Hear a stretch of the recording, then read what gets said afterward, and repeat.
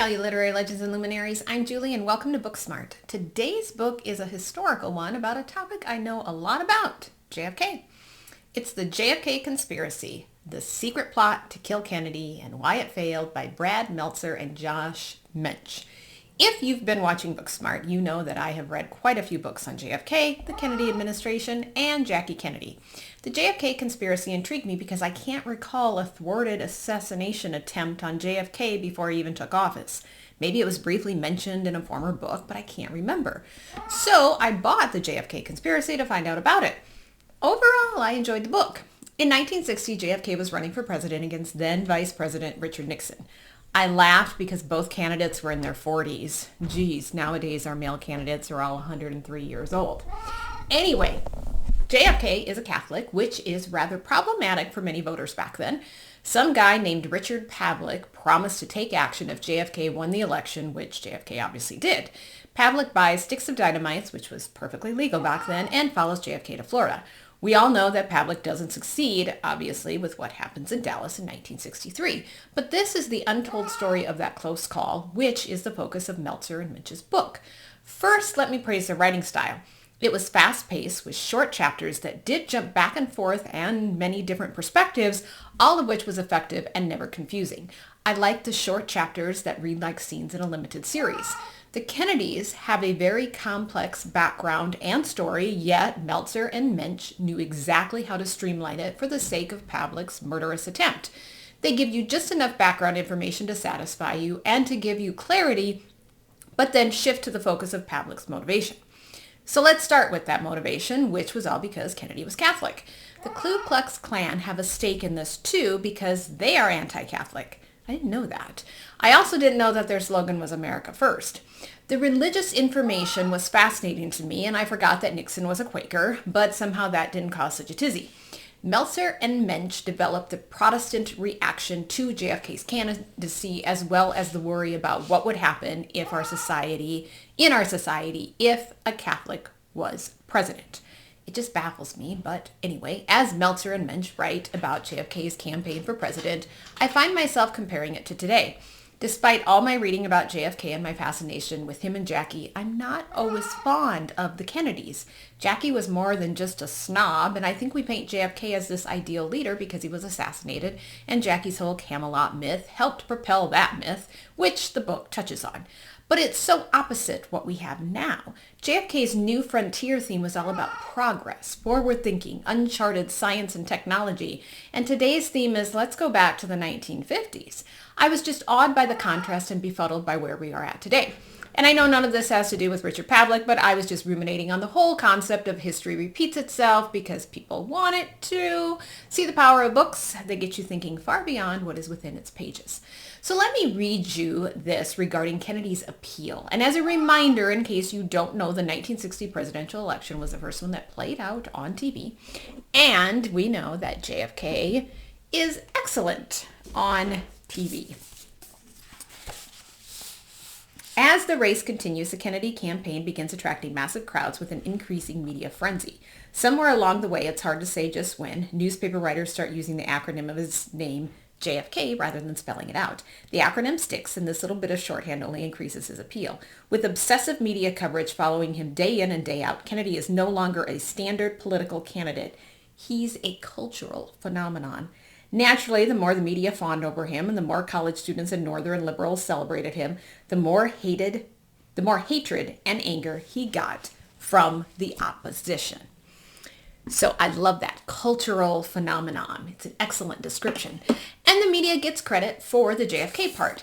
And in case you're wondering about JFK's philandering lifestyle, yes, Meltzer and Mensch do touch upon that as well as Jackie's knowledge of such dalliances.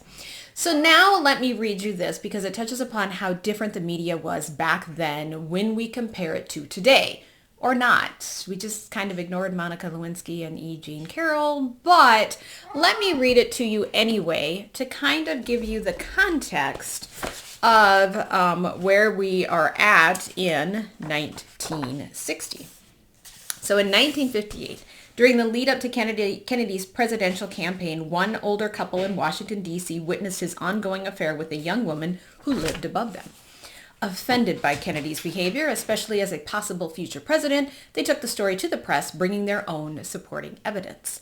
Yet once the Kennedy team heard of the threat, the couple received an ominous message that if they continued their efforts, the husband's career and finances would be ruined.